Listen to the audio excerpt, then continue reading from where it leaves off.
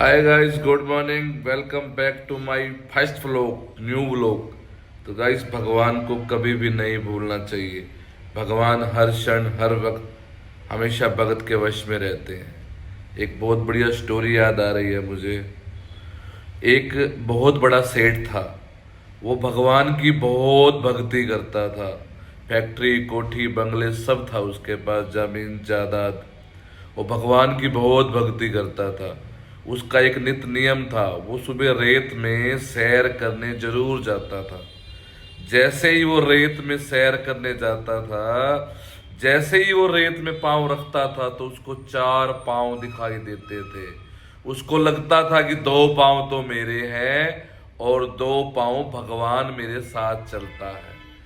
वो रेत पे सैर करता रहा, भगवान की भक्ति करता रहा। एक दिन ऐसा हुआ, उसको नुकसान होने शुरू हो गए।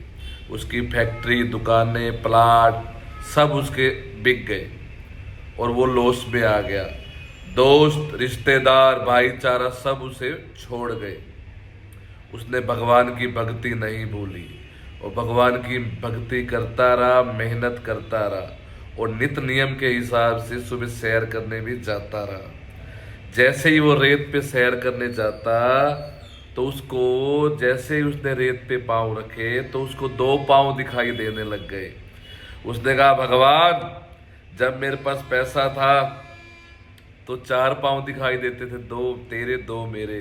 अब तू मुझे छोड़ गया भगवान, कोई बात नहीं, तू मुझे छोड़ गया, मैं तुझे नहीं छोड़ूंगा भगवान। तो वो भगवान की भक्ति करता रहा, नित नियम के हिसाब से रेत पे सैर करता रहा। तो भगवान की करनी हुई, वो उभरना शुरू हो गया, उसका टोटा दूर हो गया। उसने दोबारा घर बना लिए, दोबारा फैक्ट्री बना ली, दोबारा अमीर हो गया।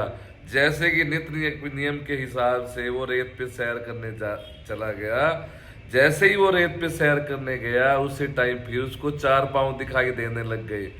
वो बोला, भगवान, जब मैं अमीर था तो चार पांव दिखाई देते थे, गरीब हुआ तो दो पांव दिखाई देने लग गए, अब मैं फिर अमीर हुआ तो फिर चार पांव दिखाई देने लग गए।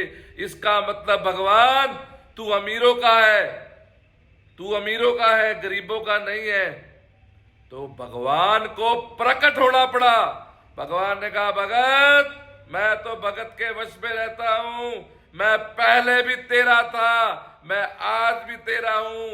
अगर तू भक्ति करता रहा तो आगे भी तेरा ही रहूंगा। रही पांव की बात, जिस टाइम भगत तुझे टोटे में दो पांव दिखाई देते थे, वो पांव भगत मेरे थे, मेरे।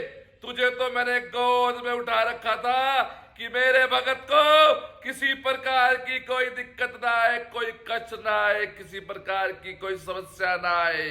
तो कहते हैं, भगवान को कभी मत भूलो, कभी मत भूलो। भगवान खुश तब होता है जब आप भगवान की बनाई सृष्टि से इंसान प्यार करे, भगवान की बनाई सृष्टि से प्यार करे, उनके दुख में काम आए, भगवान खुश हो जाता है।